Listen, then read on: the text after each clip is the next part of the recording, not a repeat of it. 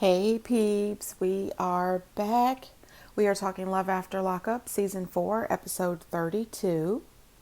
Alright, so I took a few days off for the Christmas holiday and I just had a chance to watch the full episode of Love After Lockup.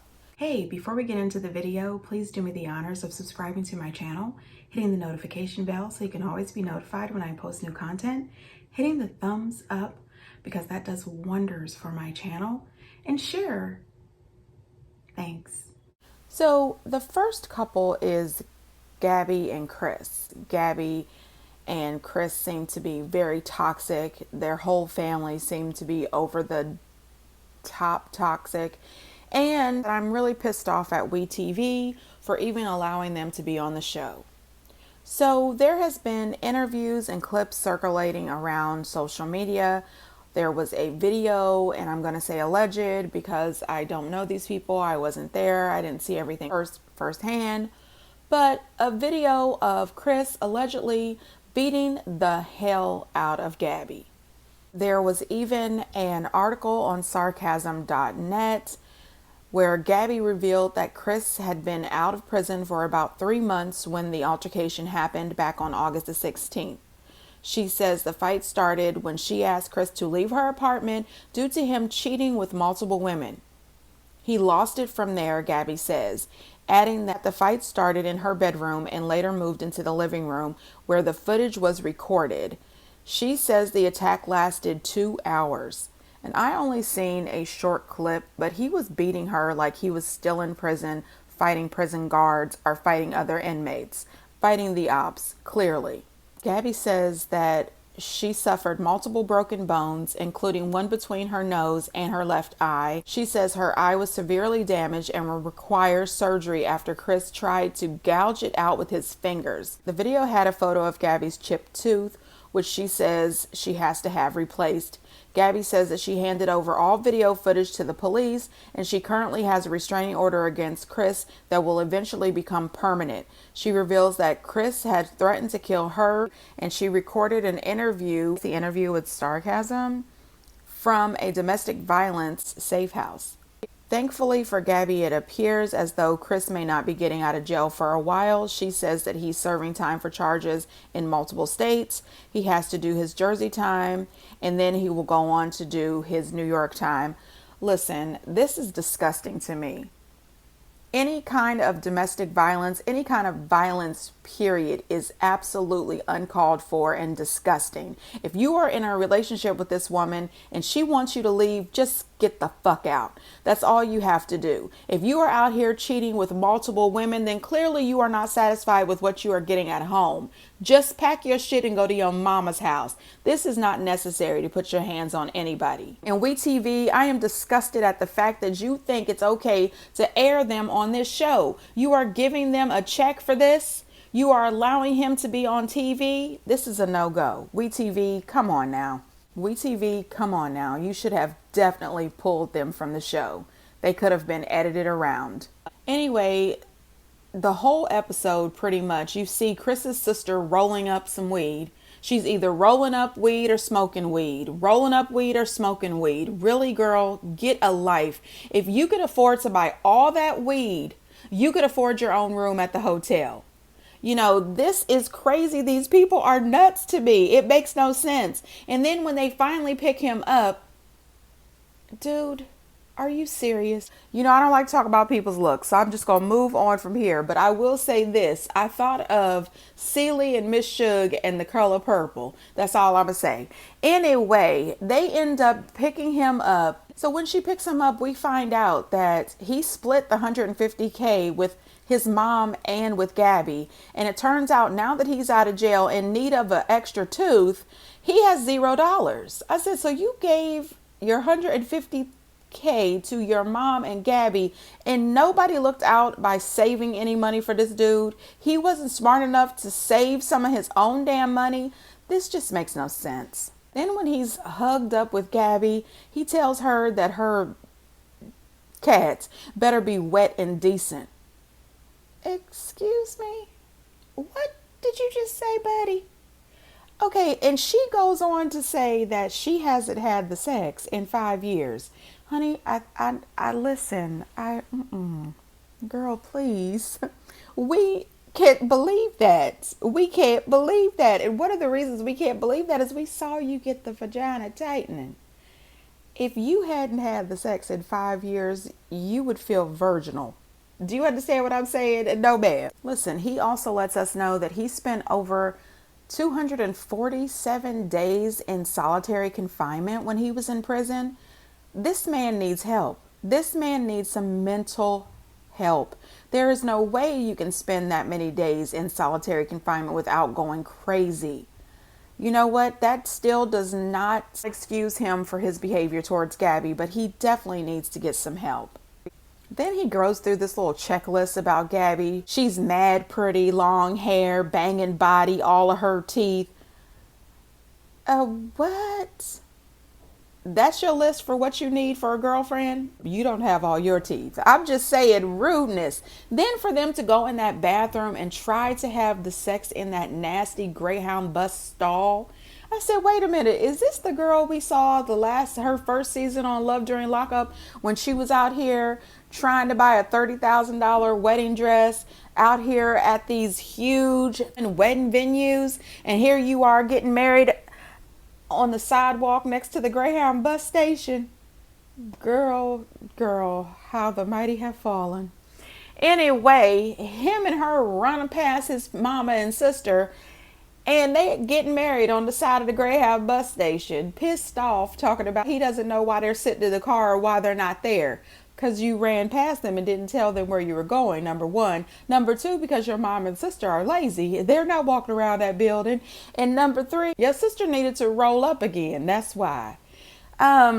Listen, I'm sick of these two, and I'm done. Goodbye, Gabby. Goodbye, Chris. And we TV, yet again, you have failed us. Monique and Derek. So Derek is getting out of jail. Monique is happy. She says that she is going to spend 2 weeks with him back in Ohio. Listen, WeTV is all over Ohio. I have no idea what is going on. Every couple on the show that is in Ohio, they're all either 30 minutes from me to 2 hours from me. All of them from where I live. WeTV, please get the hell out of Ohio. You are showcasing all the nut jobs. We are not all crazy here in the state of Ohio. I'm just saying.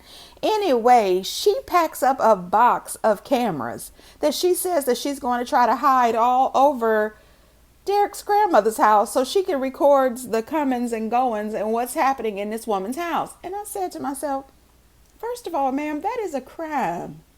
And second of all, whose grandma is going to be okay with your ass coming into their home planting cameras? So it is a crime because it's going to be secretly planted.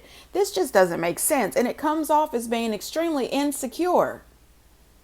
Yikes, the man has not even gotten out of jail and you are already thinking that he's going to be cheating on you and that you are going to need to have evidence. I mean, this is really weird. Then she also said that she doesn't want him to have any of his family there to pick him up because that needs to be time that they have together. Plus, she's the one that's been holding him down since he's been in jail, not his family. Well, family is family, and then they keep alluding to this white SUV that's out at the prison circling around.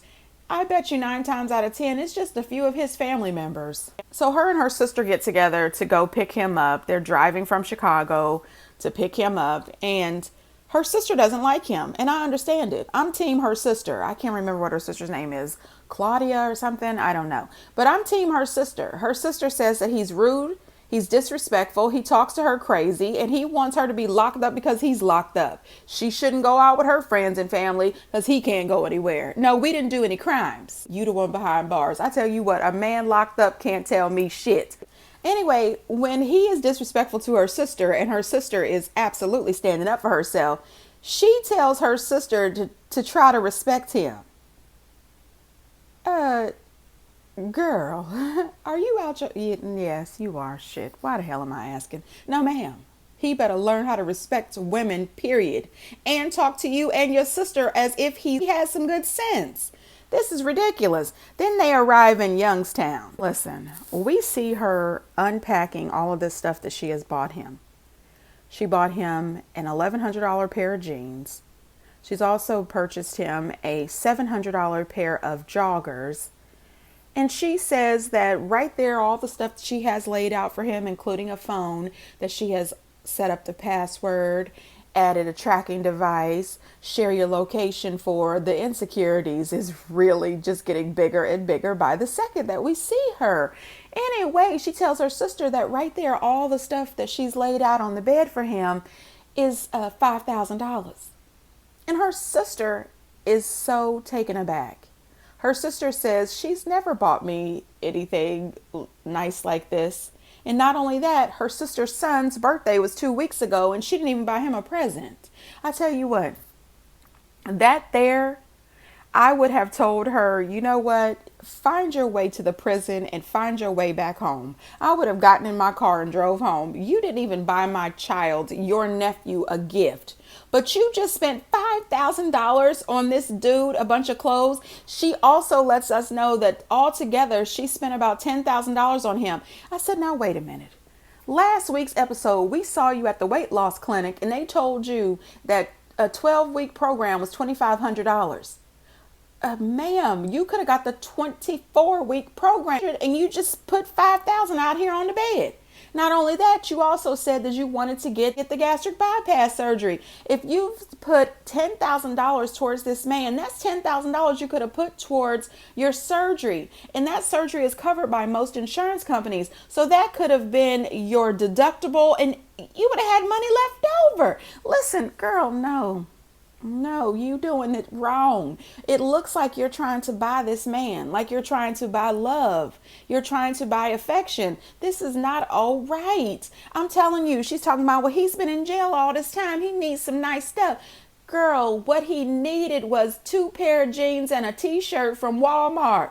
You could have spent money on Shein, $300 and got him 5 outfits and $20 at the Walmart for the sneakers he deserved. He been in jail all this damn time. You could have gotten him some stuff from Fashion Nova Men. Girl, are you crazy? Are you crazy? Let me tell you this. I would have got him a t-shirt, a sweatshirt, 2 pair of drawers, 2 pair of jeans, and a $20 pair of tennis shoes from the Walmart. I don't play. That would have been probably $150. Actually, I wouldn't have bought him shit. Ask him to get it from his mama. Anyway, the episode ends with her and her sister waiting outside the jail for this dude to get out. And the white SUV is pulling around. We still don't know who's in the SUV. For all we know, it could be his family members in the SUV. He could be in the SUV. They could have picked him up earlier and now he's back. Who knows? Ashley and Travis. Now listen, I don't care what anybody says. I think that Ashley is on something. She is crying and crying and crying. We've seen her crying an awful lot. We also seen some pictures that she sent to Travis while she was in jail. And I'm not saying she a catfish. I'm just saying they look a little different. But you know, she said they've been talking to her whatever for 4 years. So maybe 4 years ago, that's the way she looked. We all look a little different from time to time. She is out buying jewelry because you know she's in her jewelry business. And some of her jewelry vendors who want to keep her as a customer, honey, they let us know that she has spent close to $30,000 with them and they like doing business with her. She breaks down in tears, crying to tell them that her boyfriend has been in jail for 13 years. She says, but don't worry, he hasn't done anything like Child M or actually killed anybody. He just went to jail for robbery and drugs. He robbed a bank. That's what she says. I said, well, okay, those other 2 are major, but yeah, no ma'am. You know what I mean? Don't bring him around here. You know what I mean? If I was those vendors, don't bring him around my jewelry collection. And you trust him, I don't. She's sitting there crying and having a fit, talking about she wants him to be a part of her business. He's going to start working in the jewelry business with her. Then she goes around and tells us on national television. I tell you, she owns something. She owns something. She tells us that she carries all of her jewelry on her because she don't want to leave it at home because she might get robbed. Ma'am, You're going to get robbed, okay? Because now you have told all of us on national TV that you carry around all of this jewelry with you. People are going to recognize you now. They know you now. Are you out your damn mind? Yes, yes. Oh my God, I'm sick of her. Her friends slash vendors said, well, aren't you a little nervous that he might, be tempted around all this jewelry, that he might rob you? And she says, oh no, why would he do that? He has me, the most rarest gem. Girl, dumb is more like it. I'm just serious. Damn it, girl. I can't. Nope, cannot. Then she goes to the airport because she has to fly to Charlotte, Virginia to pick him up from prison. She is completely nervous and upset because she says his important paperwork for getting released from jail and all the information that is required is in her suitcase. And I said to myself, well, another dumb move, ma'am. Who the hell puts important paperwork in the luggage? That goes in your purse or in your carry-on. It should be with you, ma'am, not in your damn suitcase. I just want to give Ashley a little piece of advice. Ma'am, you never, ever associate business with personal. Just because you care about this guy does not mean that he needs to be a part of your business. No, ma'am. He does not need to be a part of your business. She has got him pumped up. This dude gets out of jail and he's talking about we're going to continue to grow the business. Where is this we? And to grow the business that you've never been a part of. Boy, you've been in jail for 13 years. Boy, damn it, no. Ashley, please get a real friend with some common sense. Justine and Michael. So I really want to like them. You know what I mean? I want them two to work. They seem the most down to earth out of all the couples, but I was really thrown off by them. I don't know. I really like that Michael tried his best to be good with the kids. He hugged her son, but it was really uncomfortable. Her son just is not okay with this. His actions showed that he was not all right with Michael being in the house. I also thought it was weird that she's got 3 kids plus him and then herself, of course, and she ordered 1 pizza from Pizza Hut. I said, who the hell orders 1 pizza when you have all those kids? And then they end up leaving and telling the kids that a babysitter was coming over.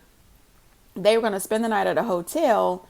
And again, I said, well, I hope there's more pizza coming because this is just not enough unless the babysitter is also going to make dinner. But I digress. Moving on. What I thought was good too is when he went to sit on that couch to eat that pizza, her son said, we're not allowed to eat on the couch. It's the same rules for everybody here. So, Michael agreed with that. Same rules for everybody. He got up and went to the table to eat his pizza where everybody else has to eat.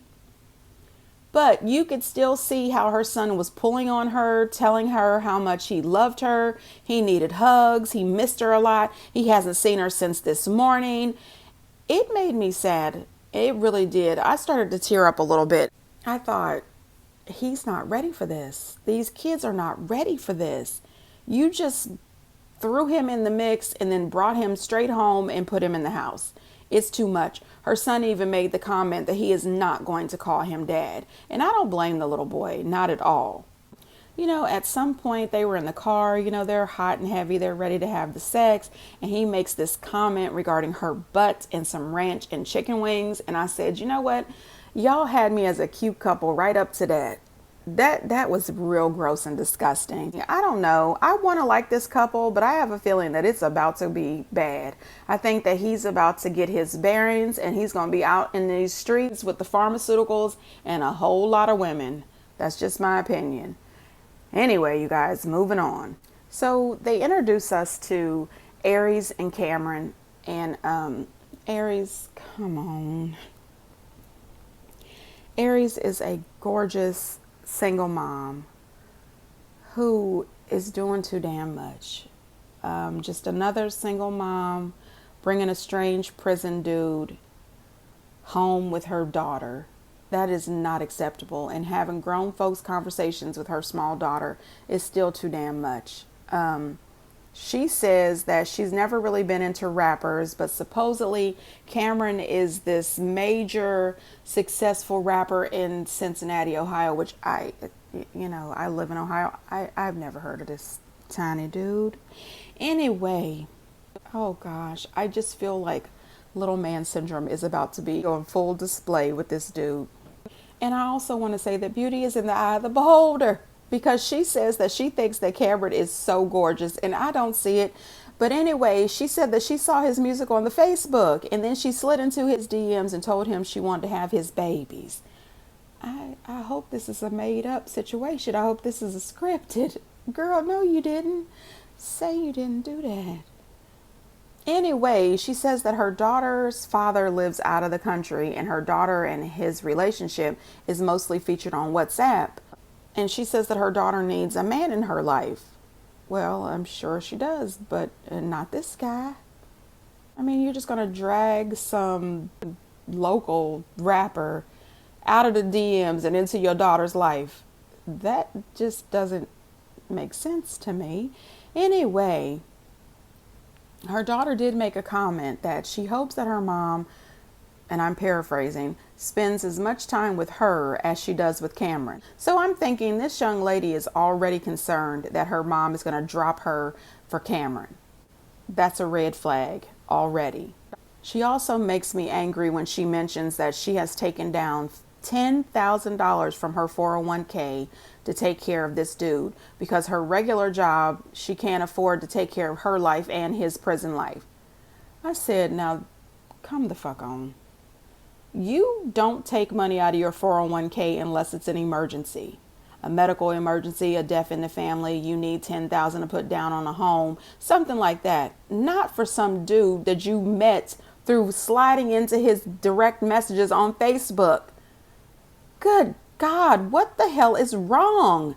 This woman is a beautiful woman. Why are you coming off as desperate? This is awful. Then she also says that she doesn't have a guy on the outside on the streets because they're always talking about sex.